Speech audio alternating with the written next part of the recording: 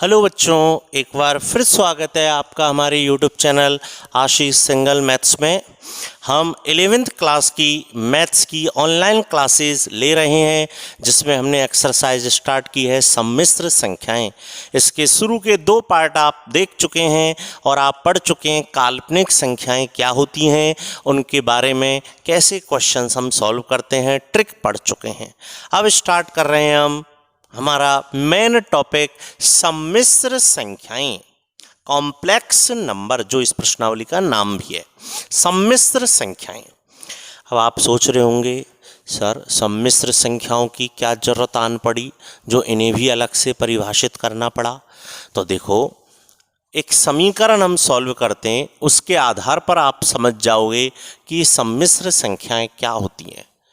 मैंने आपके सामने एक समीकरण लिखी है, x² + x + 1 = 0।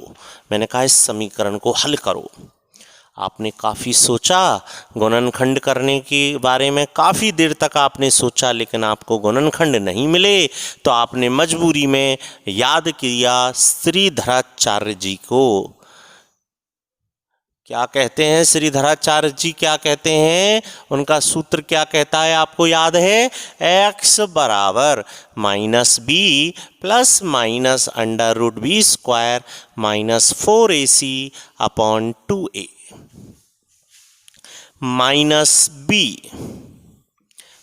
b का मान यहाँ कितना है? 1 + -√b² - 4a का मान यहाँ 1 और c का मान यहाँ 1/2a।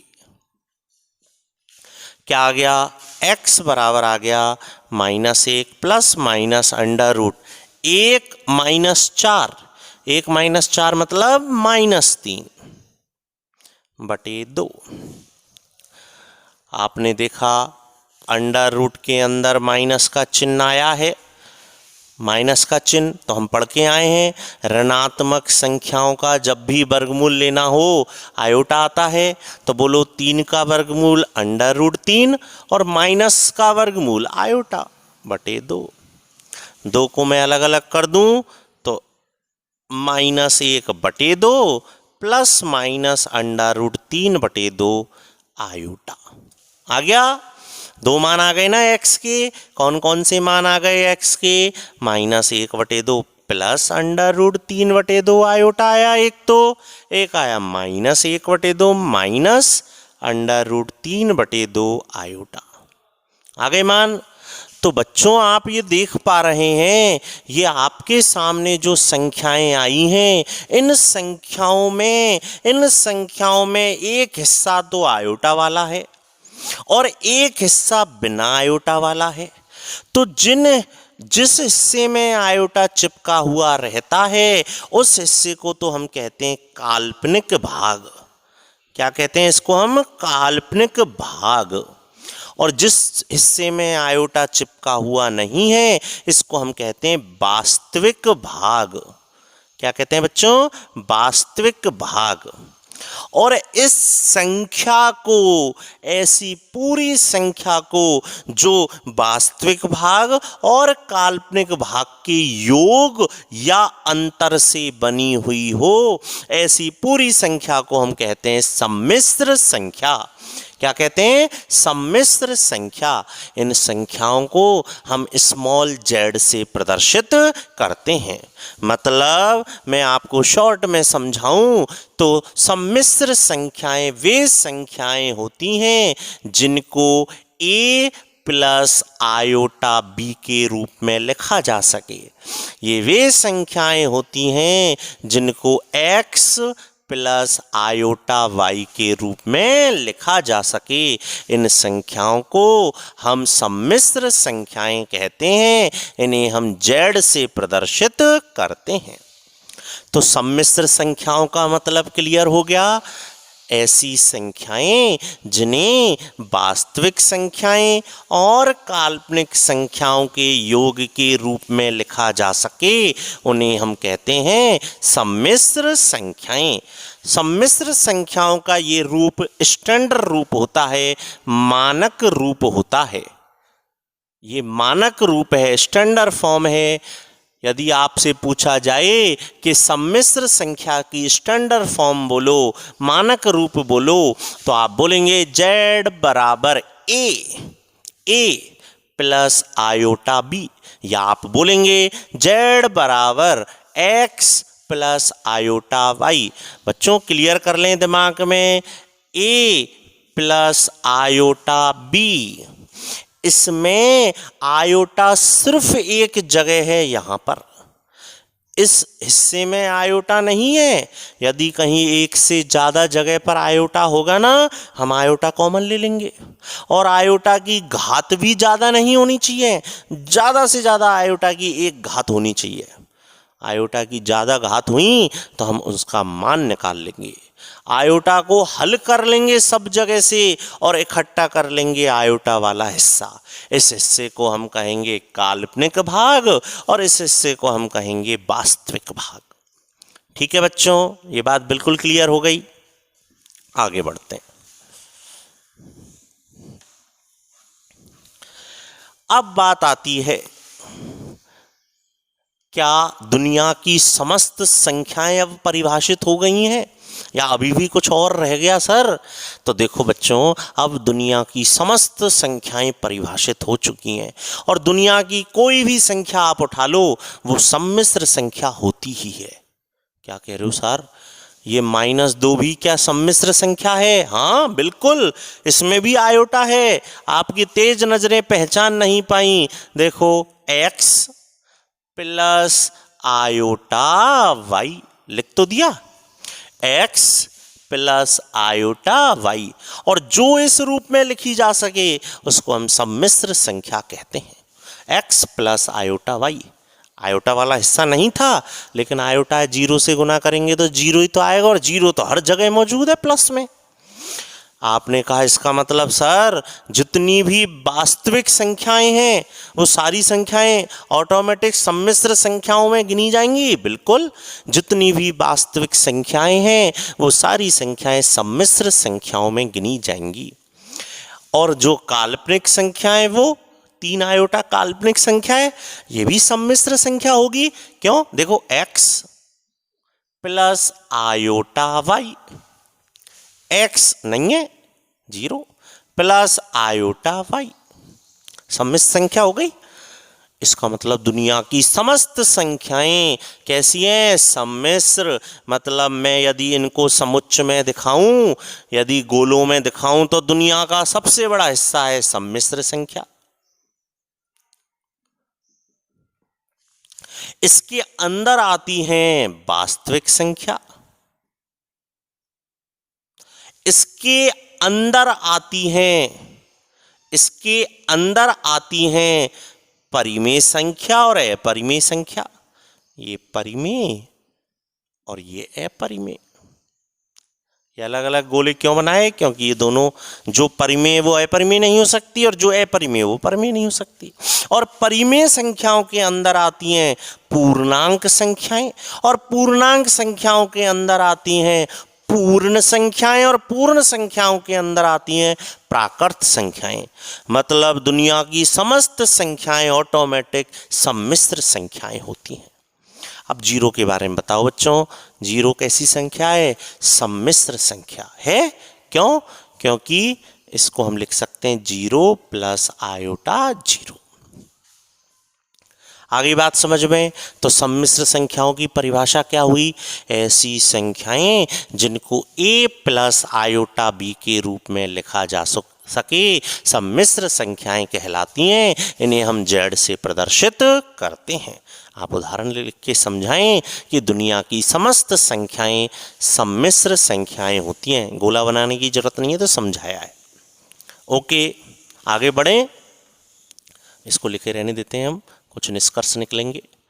तो देखो बच्चों, यदि इस सम्मिश्र संख्या में से, यदि किसी सम्मिश्र संख्या, किसी सम्मिश्र, बिल्कुल बेसिक पढ़ा रहा हूं मैं आपको, बहुत स्लो स्पीड से, धीरे धीरे, फिर लेवल बढ़ा दूंगा।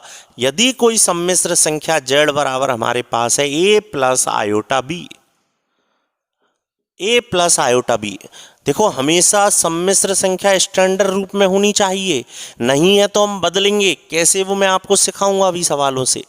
तो यदि कोई संख्या मेरे पास है a प्लस आयोटा b, तो यदि किसी सम्मिश्र संख्या में उसका वास्तविक भाग 0 हो जाए, वास्तविक भाग 0, वास्तविक भाग मतलब जिसमें आयोटा नहीं है, ये जो सम्मिश्र संख्या है मैं लिख देता हूं इसमें आपकी सुविधा के लिए, z बराबर a प्लस आयोटा b में z का जो वास्तविक भाग है, z का जो वास्तविक भाग है मतलब रियल पार्ट ऑफ z, इस तरह लिखा जाता है, ये a है, और z का जो काल्पनिक भाग है मतलब इमेजिनरी पार्ट ऑफ z, वो b है। आयोटा चिपका जिससे है वो b है, आयोटा b नहीं लिखना है, सिर्फ b लिखना है। आयोटा जिससे चिपक रहा है वो काल्पनिक है, और जिससे आयोटा नहीं चिपक रहा है वो वास्तविक है। ठीक है, आ जाओ।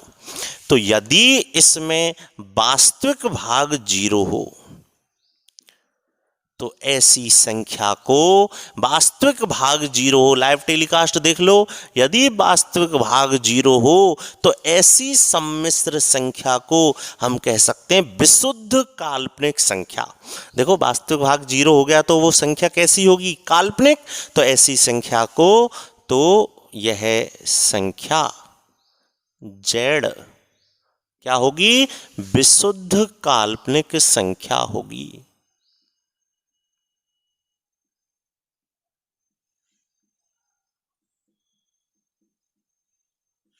ठीक है बच्चों, और यदि इस सम्मिश्र संख्या का वास्तविक भाग 0 हो जाए, वास्तविक भाग b बराबर 0 हो, तो यह संख्या जिसको हमने z बोल रखा है, देखो वास्तविक भाग 0 हो गया तो ये संख्या कैसी होगी, यदि काल्पनिक भाग 0 हो गया, यदि किसी संख्या का काल्पनिक भाग 0 हो जाए, काल्पनिक भाग 0 हो जाएगा तो ये कैसी संख्या बन जाएगी, वास्तविक संख्या। तो वास्तविक भाग 0 है तो काल्पनिक संख्या, और यदि काल्पनिक भाग 0 है तो इसको हम कहेंगे विशुद्ध वास्तविक संख्या। अब उल्टा सुल्टा याद नहीं रह जाए, ध्यान रखना, इसलिए मैं आपको देखो शॉर्ट में बोल रहा हूं, a प्लस आयोटा b में a 0 तो विशुद्ध काल्पनिक और b 0 तो विशुद्ध काल्पनिक, सॉरी विशुद्ध वास्तविक। मतलब ऐसे याद रख लो कि यदि वास्तविक भाग 0 है तो काल्पनिक, उल्टा है, वास्तविक 0 है तो काल्पनिक, और काल्पनिक 0 है तो वास्तविक। ठीक है, आगे बात समझ में, कोई दिक्कत? तो क्वेश्चंस कैसे बनेंगे, किस तरह से क्वेश्चंस आएंगे वो हम सीखने वाले हैं। इससे पहले एक और कॉन्सेप्ट मैं आपको समझा दूं जिससे हम लगातार सवाल करें। मैं कॉन्सेप्ट लिखता जा रहा हूं, इनको आप नोट करेंगे। ओके, आओ। अब यदि कहीं दो संख्याएं आ जाएं, मतलब z1 एक पहली सम्मिश्र संख्या है, z2 दूसरी सम्मिश्र संख्या है, और यदि दो सम्मिश्र संख्याएं कहीं बराबर हों, यदि दो सम्मिश्र संख्याएं कहीं बराबर हों, अर्थात मैं कहना चाह रहा हूं LHS के हिस्से में कोई सम्मिश्र संख्या लिखी हुई है, RHS के हिस्से में कोई सम्मिश्र संख्या लिखी हुई है, और बीच में बराबर का चिन्ह है, तो ध्यान रखना उन दोनों ही संख्याओं का वास्तविक भाग तो वास्तविक भाग के बराबर होगा और काल्पनिक भाग के बराबर होगा। मतलब हम इस तरह से तुलना करेंगे कि वास्तविक भाग को तो कर देंगे वास्तविक भाग के बराबर और काल्पनिक भाग को कर देंगे काल्पनिक भाग के बराबर। मतलब दो सम्मिश्र संख्याएं तभी समान होंगी, हिंदी बोल रहा हूं मैं, सुने। आप लिखना चाहें हिंदी लिखें, नहीं मैथ्स में तो मैं लिख ही रहा हूं। दो सम्मिश्र संख्याएं तभी समान होंगी जब उनके वास्तविक भाग बराबर हो और उनके काल्पनिक भाग बराबर हो। यदि दोनों संख्याओं के वास्तविक और काल्पनिक भाग अलग अलग बराबर हैं तो ऐसी दोनों संख्याएं समान संख्याएं होंगी। क्लियर? बताओ कोई परेशानी? इसके बाद आती है सम्मिश्र संख्याओं को जोड़ते और घटाते कैसे। बड़ा आसान है, जैसे आप आज तक जोड़ते घटाते आए ना संख्याओं को, ऐसे जोड़ना घटाना है। ध्यान रखना, वास्तविक भाग को वास्तविक भाग में जोड़ें, काल्पनिक भाग को काल्पनिक भाग में जोड़ें। मतलब मैं शॉर्ट में आपको एक बार यहाँ लिख ही देता हूँ कि यदि Z1 आपके पास है a प्लस आयोटा b और Z2 आपके पास है c प्लस आयोटा d, तो आप उनको जोड़ेंगे कैसे? Z1 प्लस Z2 जोड़ेंगे कैसे? तो आप वास्तविक भाग को वास्तविक भाग के साथ जोड़ देंगे a प्लस c और काल्पनिक भाग को काल्पनिक भाग के साथ जोड़ेंगे। तो आयोटा तो कॉमन आ जाएगा, आयोटा तो कॉमन आ जाएगा ना, क्या रह जाएगा? c plus d। ऐसे ही घटाएंगे कैसे? ध्यान रखना, Z1 माइनस Z2, तो Z1 माइनस Z2, तो Z1 में a और माइनस Z2 में c, प्लस आयोटा कॉमन ले लो b माइनस d। मतलब जोड़ बाकी में आपको कुछ ध्यान नहीं रखना है, आयोटा का चक्कर है तो आप ऐसा सोच लें आयोटा एक तरह से x है, गुणांक है x, कॉमन लेना है। तो ये चीज़ तो मेरे हिसाब से नोट करने लायक भी नहीं है, केवल मैंने दिखाई है। ठीक है बच्चों, तो आज की सम्मिश्र संख्याओं की जो हमने क्लास ली, कॉन्सेप्ट वाली क्लास, इस संख्याओं की सम्मिश्र संख्याओं की कॉन्सेप्ट जो हमने सीखे, ये सारे कॉन्सेप्ट आप नोट करें। अगली वीडियो में हम इसके क्वेश्चन से स्टार्ट कर देंगे। सारी चीज़ें आपको यहाँ तक याद होनी चाहिए, तभी हम सवाल कर पाएंगे। ओके बच्चों, बाय बच्चों।